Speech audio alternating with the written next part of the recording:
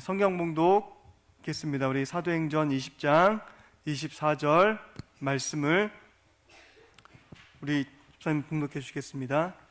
내가 달려갈 길과 주 예수께 받은 사명 곧 하나님의 은혜의 복음을 증언하는 일을 마치려 하면은 나의 생명조차 조금도 귀한 것으로 여기지 아니하노라. 아멘. 아멘. 오늘 사도행전 20장 24절 말씀을 통해서 가장 귀한 삶이란 제목을 가지고 잠깐 말씀을 나누도록 하겠습니다. 세상에서 사는 사람들에게 있어서 가장 값지고 귀한 삶이 무엇입니까? 라고 물어보게 되면 세상 사람들은 뭐라고 대답할까요? 분명히 대답할 것들이 세 가지에 해당되지 않을까 생각합니다. 돈, 권력, 명예. 그쵸? 어떤 사람들은 이 권력을 얻기 위하여서 혈안이 되어가지고 이 권력만 얻으면은 나는 가장 행복할 수 있을 거야. 그리고 가장 값진 삶을 살 수 있을 거라고 생각에 따라서 이 권력을 얻기 위해서 많은 노력을 합니다. 그러면서 세상에서 말하고 있는 불법과 불의를 행하면서까지도 그 남을 속여가면서까지도 이 권력을 얻기 위해서 굉장히 많은 노력을 합니다. 하지만 그 권력을 얻고 나면 그 사람의 삶이 과연 귀하고 값진 삶이었다라고 세상 사람들이 인정해 줄까요? 또 어떤 사람들은 명예를 얻기 위해서 많은 공부를 합니다. 그리고 많은 연구를 합니다. 외국에 나가서 박사학위까지 받아놓은 사람들도 있고, 또 사람들이 알지 못하고 있는 것들을 발견하기 위해서 연구하기 위해서 그 좁은 연구실에서 한평생을 바치는 사람들이 있습니다.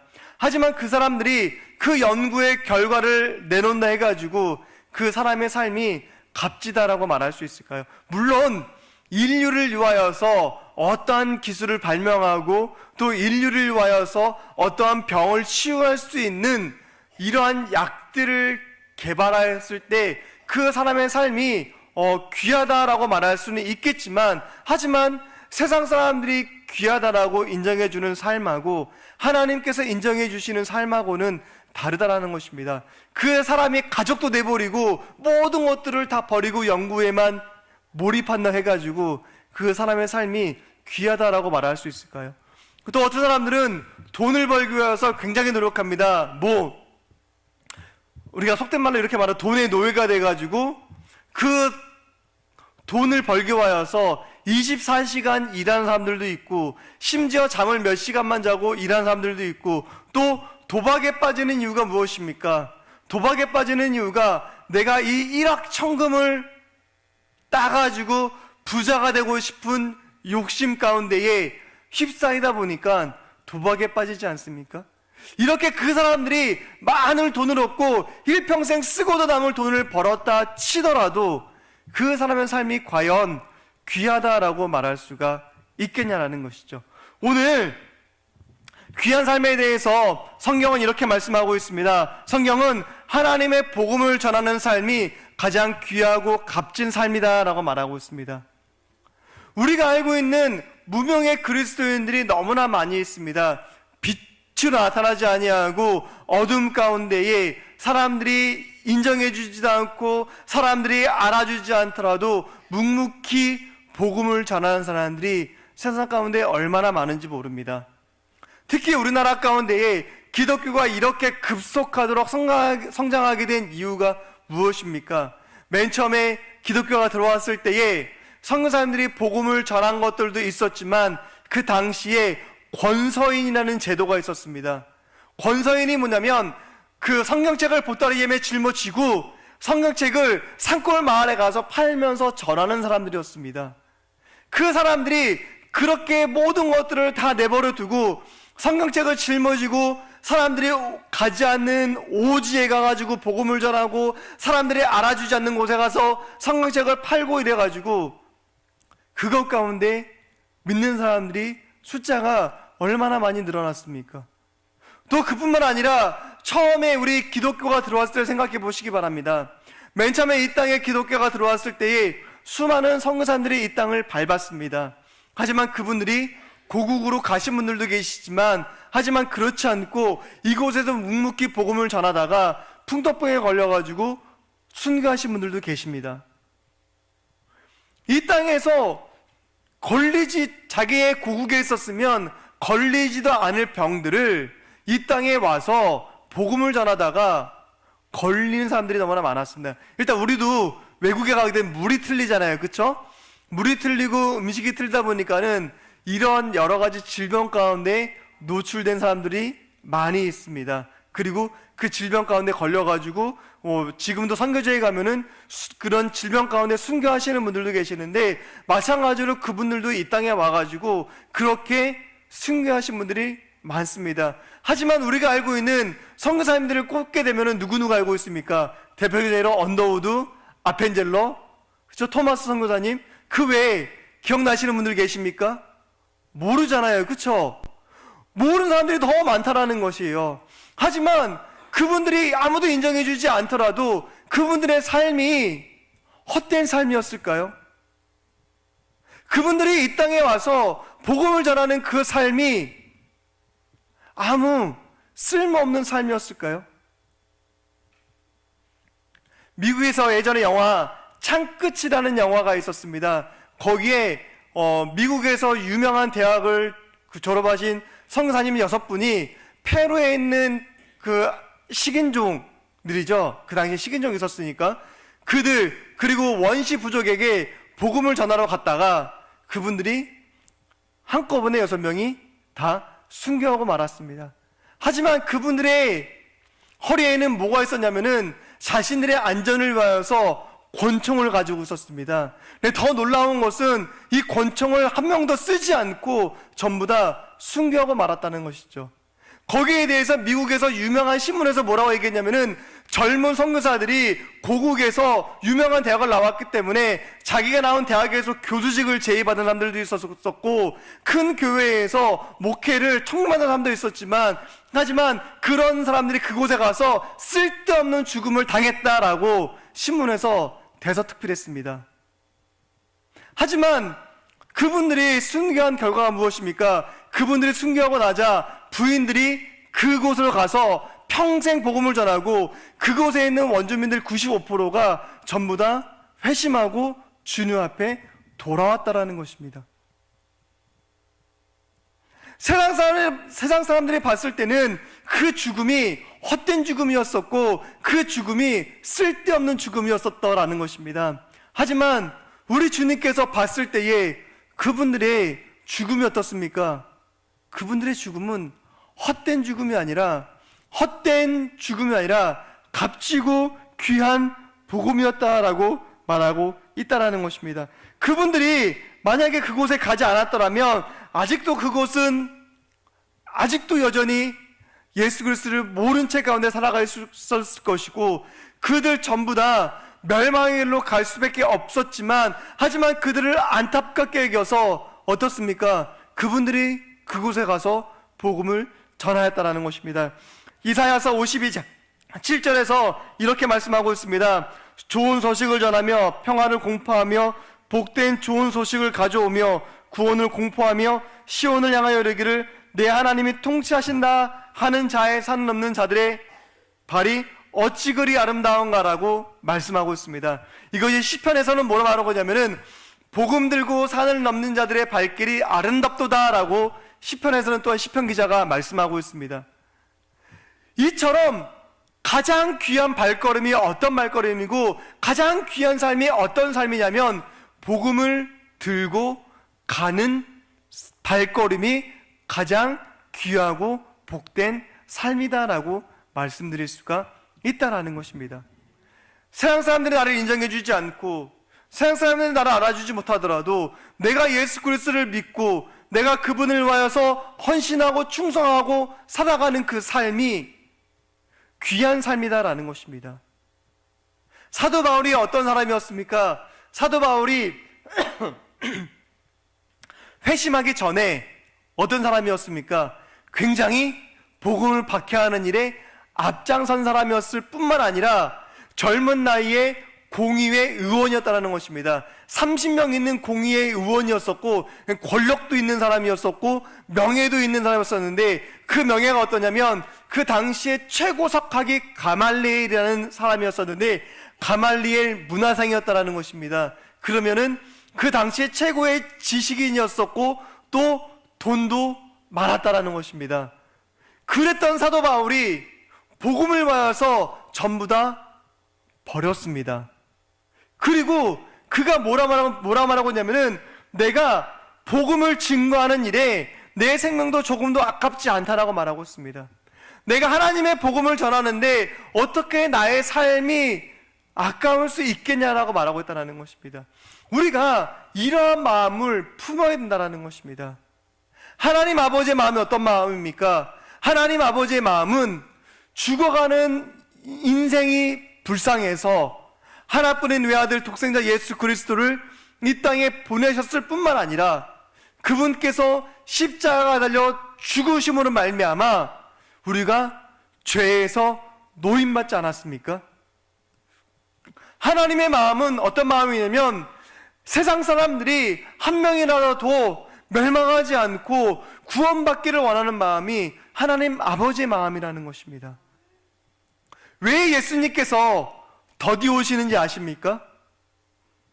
어떤 목사님들이 이렇게 말씀하셨습니다. 예수님께서 더디 오시는 이유가 뭐냐면 하나님께서 한 생명이라도 더 구원해주고 싶으셔가지고 예수님께서 더디 오시는 거라고 말씀하고 계시는데 저도 그 말에 어느 정도로 동의합니다. 만약에 오늘 예수님께서 오시게 된다면 어떻습니까? 구원받은 사람들은 구원받겠지만 그렇지 않는 사람들은 어떻게 될까요? 전부 다 멸망하고 말겠죠. 전부 다 멸망하고 말 것입니다.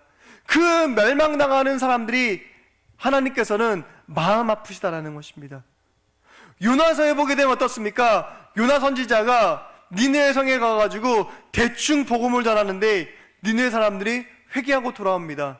그때 요나 선지자가 하나님께 항변하지 않습니까? 하나님 너무나 억울합니다. 하나님 이렇게 하시면 어떡합니까? 라고 말할 때에 하나님께서 좌우를 알지 못하는 이 3만 명이나 되는 사람들이 있는데 이 사람들이 그냥 죽어가는 것을 내가 어찌 볼 수 있겠느냐라고 말씀하시지 않습니까? 우리가 복음 전할 이유가 바로 여기에 있다라는 것입니다. 선교사님들이 먼 곳에 나가서 복음을 전하는 것, 그냥 복음을 전하는 것이 아니라 하나님의 마음을 알고 그리고 복음을 전하는 것이 가장 귀하고 값진 삶이다라는 것을 알기 때문에 그 먼 곳에 가서 복음을 전하고 있는 것입니다. 그분들의 삶을 들여다보면 어떻습니까? 편하게 사는 삶이 얼마 없습니다. 편하게 여기처럼 편하게 그렇게 지내는 것이 아니라 그곳에 가서 엄청나게 힘들고 어렵게 지내고 있는 사람들이 너무나 많습니다. 제가 아는 선교사님이 저하고 같이 대학원에서 같이 공부했던 그 동기 목사님이 선교사님으로 그 루안다에 가서 생활했는데 그 사진에서 보여주는 그 집이 어떤 집이면은 흙집일 뿐만 아니라 습도가 높아가지고 곰팡이가 집에 그렇게 많이 끼더라고요. 곰팡이가 그렇게 많이 껴있고 또 개미는 왜 그렇게 많은지 개미하고 같이 생활을 하시는 경우들도 있더라고요. 하지만 그런 삶을 살면서 한 면도 불평하지 않고 원망하지 않고 그 사람들에게 복음을 전하는 일을 감사하다는 마음으로 살아가고 있는데 그렇게 살아갈 수 있는 이유가 무엇일까요? 먼저 복음을 받은 자의 삶도 있지만 하지만 하나님께서 우리에게 맡겨주신 사명이 있다는 것입니다. 무슨 사명을 맡겨주셨을까? 하나님께서 우리에게 맡겨주신 사명이 무엇일까요? 그것은 바로 복음을 전하는 사명이라는 것이죠. 복음을 전하는 사명이 가장 귀한 사명이라는 것이에요. 지상태 명령이 무엇입니까? 지상태 명령은 예수님께서 승천하시기 전에 제자들에게 하신 명령이 지상태 명령인데 그것이 무엇입니까? 너희는 땅 끝까지 이르러 내 증인이 되리라고 말씀하신 것이 지상태 명령입니다. 세상 끝날까지 가서 복음을 전하라는 것입니다. 그냥 이 순간에만 복음을 전하고 끝나는 것이 아니라 세상 끝까지 가서 하나님의 복음을 전할 사명이 우리에게 있다라고 성경에서 말씀하고 있다라는 것입니다. 사랑하는 여러분, 우리 복음을 전하는 사람들이 어떠한 삶을 살았습니까? 이의 삶에 대해서 사도 바울이 이렇게 얘기하고 있습니다. 고린도후서 6장 9절에서 10절에 보게 되면 이렇게 말씀하고 있습니다. 무명한 자 같으나 유명한 자요, 죽은 자 같으나 보라 우리가 살아있고, 징계를 받는 자 같으나 죽임을 당하지 아니하고, 근심하는 자 같으나 항상 기뻐하고, 가난한 자 같으나 많은 사람을 부유하게 하고, 아무것도 없는 자 같으나 모든 것을 가진 자로다 라고 말씀하고 있습니다. 이 땅에서는 우리가 무명한 사람일 수 있습니다. 이 땅에서는 무명한 사람일 수도 있습니다. 복음을 전하는 사람이 많기 때문에 우리가 알고 있는 유명한 전도인이 되지 않아도 괜찮습니다. 세상 사람들이 알아주는 전도인이 되지 않아도 괜찮습니다. 전도왕이 되지 않아도 괜찮습니다. 우리는 아무도 알아주지 않더라도 하나님의 복음을 전하는 것만으로도 천국에서는 이미 유명한 스타라는 것입니다. 이 땅에서는 아무도 알아주지 않는 우리지만, 하지만 천국에서는 하나님께서 알아주시기 때문에 우리는 스타라는 것입니다. 성경에서 뭐라 말하고 예수께서 뭐라 말씀하셨습니까? 한 사람을 천국으로 인도하게 되면 하늘에서는 잔치가 벌어진다라고 말하고 있지 않습니까? 잃어버린 한 영혼이 돌아오게 될 때에 천국에서는 잔치가 벌어지고 하나님과 예수님이 기뻐가지고 춤추신다라고 말씀하고 있는데, 그 말뜻이 무엇입니까? 잃어버린 한 사람이 돌아오는 것이 너무나 기쁘고 즐겁다라는 것입니다. 돌아온 탕자의 비유를 보면 어떻습니까? 아버지가 집 나간 아들이 언제 돌아올까 매일같이 나가잖아요. 하루만 나간 것이 아니에요. 탕자가 돌아온 날 그날만 나간 것이 아니라 매번 나갔다라는 것이에요. 언제쯤 돌아올까? 오늘 돌아올까? 내일 돌아올까? 혹시 지금이라도 돌아오지 않을까? 해 뜰 때부터 시작해가지고 해 질 때까지 그곳에 나가서, 마을 입구에 나가서 언제 내 아들이 돌아올까? 언제쯤 돌아오게 될까? 내 아들이 도대체 언제 오게 될까? 그 안타까운 마음에 매일같이 나가잖아요. 예수님 마음이 그런 마음이라는 것이에요. 하나님의 마음이 잃어버린 이 한 영혼이 언제쯤 돌아오게 될까 매일 나가서 기다리고 있는 아버지하고 똑같다라는 것이에요. 그렇다면 우리의 해야 될 것이 무엇입니까? 복음을 전하는 삶을 살아야 된다는 것이죠. 그것이 가장 귀한 삶이라는 것이에요. 아무도 알아주지 않아도, 인정해주지 않아도, 내가 이미 예수님을 믿었고 그분이 나를 위해서 십자가에 못 박혀 돌아가셨고 그런 말며 내가 구원을 얻었는데, 하지만 그거로서 끝나면은 안 된다라는 것입니다. 내가 예수님을 믿었는데로 끝나는 것이 아니라, 내가 예수님을 믿었는데 그렇다면 이제는 내가 나가서 똑같이 복음 전하는 사람이 되어야지, 이런 마음을 품어야 된다는 것입니다. 복음을 전하는 것은 나이가 어리고 나이가 많고가 중요하지 않습니다. 나이가 어리다 해가지고 복음을 전하지 못하는 것도 아니고, 나이가 많다고 해가지고 복음을 전하지 못하는 것도 아니라는 것입니다. 복음을 전하는 것은 나이하고 상관없이 우리가 언제까지 해야 되냐면은 우리의 생명이 끊어지는 그날까지 하나님의 복음을 전하는 삶을 살아야 된다는 것입니다. 지금 흔히들 말하고 있잖아요. 교회 위기 가운데 있다. 교회가 지금 무너져가고 있다. 교회가 지금 어려운 상황 가운데 있다라고 말씀하시는 분들이 너무나 많습니다. 하지만 말은 하고 있지만 그 무너져가는 교회를 위하여서 내가 지금 무엇을 하고 있는가를 살펴봐야 되지 않겠습니까? 교회가 지금 없어져가고 있는데, 교회에서 점점 말하는 것일 겁니다. 저출산으로 인해 가지고 교회에 아이들이 점점 줄어들고 있다라고 말하고 있습니다. 물론 아이들이 줄어들고 있는 건 사실입니다. 학교들 보게 되면 매년 초등학교에 입학한 아이들 숫자가 적어서 문 닫는 초등학교들이 나오고 있고, 문 닫는 중학교, 고등학교들도 나오고 있다는 것이에요. 왜냐? 학교 갈 인원이 안 되니까 학교가 점점 사라져가고 있다는 것이에요. 하지만 학교가 점점점 사라져가고 있지만 그것 가운데 태어나지 않는 아이들은 있다라는 것이에요. 태어난 아이들은 꾸준히 있다라는 것이에요. 우리가 해야 될 일은 무엇이냐?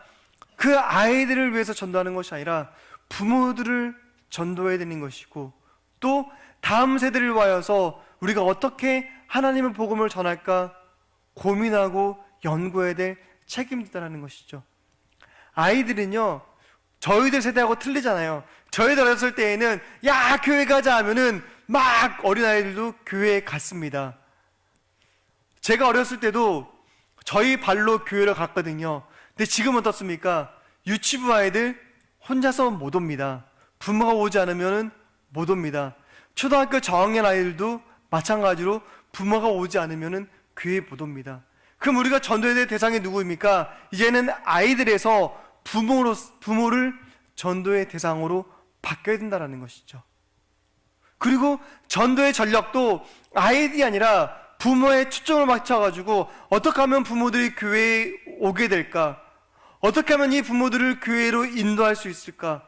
어떻게 하면 이들을 교회로 이끌어들 수 있을까를 연구하고 고민해야 될 책임이 우리에게 있다라는 것입니다. 한 번도 복음을 전해보지 않고, 한 번도 야 우리 교회 가자라고 말하지 않고, 우리 짐작에 아 저 사람은 교회 가지 않을 거야, 아 저 사람은 복음 전하는 것을 막을 거야, 복음 전하는 것을 반대할지도 몰라, 아 저 부모는 너무나 까탈스러워가지고 아 복음을 전하기가 너무나 어려워 라는 지레짐작을 우리가 할 필요는 없다라는 것이에요. 복음을 전하는데 박해받는 것이 두렵고, 복음을 전하는데 욕먹는 것이 두려워서 복음을 전하지 못한다라고 말한다면 하나님도 똑같이 우리를 부끄러워하실 거라는 것이죠. 내가 주를 위하여서 욕먹을 각오도 없고, 내가 하나님을 위하여서 핍박받을 각오도 없다라면 그것이 어떻게 하나님을 믿는다라고 말할 수가 있겠습니까? 사도 바울은 어떤 사람이었습니까? 사도 바울은 유대인들이 모여있는 곳에 가가지고 담대하게 복음을 전했습니다. 하지만 복음을 전하셨습니까? 복음을 전하던 도중에 끌어내림을 당해서 모직의 매를 맞아서 거의 반성장이 되어서 사람들이 죽은 걸로 착각해가지고 길가에 버린 적도 있습니다. 우리나라에 맨 처음에 복음을 전하신 분들이 어떻습니까? 복음을 전하다가 느닷없이 매를 맞기도 하고, 물벼락을 맞기도 하고, 오물을 뒤집어 쓰기도 하고, 하지만 그런 온갖 수모를 당했지만 그걸로 복음을 전하는 것을 포기하지 않았다는 것이죠. 만약 그분들이 그렇게 해서 아이 나 진짜 더럽고 치사해서 복음을 못 전하겠다라고 돌아갔다라면 아직까지도 우리나라는 이렇게 교회들이 없겠죠. 지금도 사람들이 많이 우상을 섬길 것이고, 사람들이 아직도 지금까지도 제사를 지내고 있겠죠, 지금도. 하지만 그분들이 그러한 수모를 당하더라도, 그러한 모진 고문을 당하더라도 굳굳이 복음을 전했기 때문에 지금 어떻습니까? 우리나라의 기독교가 이만큼 성장하지 않았습니까? 우리가 기독교가 이만큼 성장했잖아요. 그리고 그것 가운데 내가 구원받을 수가 있게 되었잖아요. 마지막 그분들이 없었더라면, 가정을 해보자라는 것이죠. 만약에 그분들이 없었더라면 지금 내가 이곳에 와서 복음을 듣고 있을 수가 있었을까? 지금 내가 과연 예수님이 누구인지 알 수 있었을까? 내가 예수님 믿는 삶을 살 수 있었을까? 내가 구원받아서 하나님 자녀가 되어서 천국 가는 삶을 살 수 있었을까? 가정을 해보자라는 것이죠. 그분들의 고귀한 희생이 있었고, 그분들의 값진 희생이 있었기 때문에 우리가 복음을 알게 되었다는 것이죠. 그렇기 때문에 우리도 마찬가지로 복음을 전해야 된다라는 것입니다. 그랬을 때에 비록 내가 아무것도 없는 것 같지만 모든 것을 가졌다라고 말할 수가 있는 이유가 무엇이냐면은 하나님께서 나와 함께 하시기 때문에, 하나님께서 나와 함께 하시기 때문에 내가 모든 것을 가진 사람이다라고 고백할 수 있다라는 것입니다. 오늘 사도 바울이 우리에게 이렇게 말씀하고 있습니다. 우리에게 말하고 있는 것이 뭐냐면 가장 귀한 삶이 어떤 삶이냐라고 말하고 있는데, 가장 귀한 삶은 하나님의 말씀을 전하는 삶, 그리고 복음을 증거하는 삶이 가장 귀한 삶이다라고 말씀하고 있다라는 것입니다. 사랑하는 여러분, 내가 꿈꾸고 내가 바라는 것들이 다 이루어지지 못한다 하더라도, 그리고 그것 가운데 낙심하지 않고 실망하지 않고 오늘 하루를 살아가는 그 삶이 가장 귀한 삶이다라는 것입니다. 왜 귀한 삶이냐면은 예수님과 동행하는 삶을 살아가는 것이기 때문에, 예수님과 함께하는 삶을 살아가기 때문에, 그리고 독생자 예수 그리스도를 믿음으로 말미암아 하늘 소망이 우리에게 있기 때문에 가장 귀한 삶이다라는 것입니다. 우리에게 하늘 소망이 없다면, 나에게 하늘 소망이 없다면 그것이 어떤 삶이겠습니까? 그 삶은 어떻게 보면은 그 헛된 삶이지 않을까라고 생각을 합니다. 하지만 우리에게는 천국 소망이 있고 하늘 소망이 있고, 그리고 하나님이 나와 함께 하신다라는 그것이 있기 때문에 우리의 삶이 어떻습니까? 귀한 삶이다라고 말씀하고 있다라는 것입니다. 그래서 복음을 전하고 살아가는 삶, 가장 귀한 삶은 하나님과 동행하는 삶인 것이고, 하나님과 동행하는 삶이 어떤 삶입니까? 복음을 전하며 살아가는 삶. 먼저 믿은 자로서 이제는 내가 그 복음의 빚진 자가 되어가지고 예수 그리스도를 증거하는 삶, 그리고 그 삶이 가장 귀한 삶이다라는 것입니다. 내가 예수님을 믿었고 그 믿은 예수님을 증거하고 믿지 않는 사람들에게 담대히 복음을 전하며 살아가는 삶이 가장 귀한 삶이다라고 말씀하고 있다라는 것입니다. 말씀을 정리하겠습니다. 오늘 사도행전 20장 24절 말씀을 통해서 하나님께서 우리에게 말씀하시는 것이 가장 귀한 삶이 어떤 삶이냐라고 말씀하고 있는데, 가장 귀한 삶은 내가 예수 그리스도를 믿고 그 복음을 전하는 삶이 가장 귀한 삶이다라고 말하고 있는 것입니다. 그리고 하나님과 동행하는 삶, 예수 그리스도를 증거하는 일에 그냥 내 입술로만 증거하는 것이 아니라 내가 정말 하나님과 동행해서 그 하나님을 내가 진실로 믿고 깨닫고 그 복음에 대한 감격이 있고 그 복음에 대한 기쁨이 있고 내 마음속에서 이 복음을 전하지 않으면 안 되겠다는 그 마음이 불리듯이 일어나서 복음을 전하는 그 삶이 가장 귀하고 값진 삶이다라고 말하고 있습니다. 이 말씀을 기억하시면서 우리도 어떠한 핍박과 박해가 다가온다 할지라도 그에 대해서 두려워하지 아니하고 염려하지 아니하고 오히려 그것 가운데 기뻐하시기 바랍니다. 핍박 가운데 기뻐하시기 바랍니다. 박해 가운데 기뻐하시기 바랍니다. 왜 기뻐하고 즐거워야 되냐면 그것이야말로 진정한 하나님의 자녀라는 표시이기 때문입니다. 박해가 없으면, 핍박이 없으면 하나님의 자녀가 아닙니다. 박해가 있고 핍박이 있기 때문에 하나님의 자녀라는 것입니다. 거기에 대해서 두려워하지 아니하고 염려하지 아니하고 담대히 복음을 증거하는 삶, 하나님의 복음을 전하는 그 가장 귀하고 값진 삶을 살아가는 성도님들 되시기를 간절히 축원하겠습니다. 기도하겠습니다. 사랑하는 하나님, 많으신 아버지 하나님, 참으로 감사합니다. 하나님, 제가 오늘 말씀 들었습니다.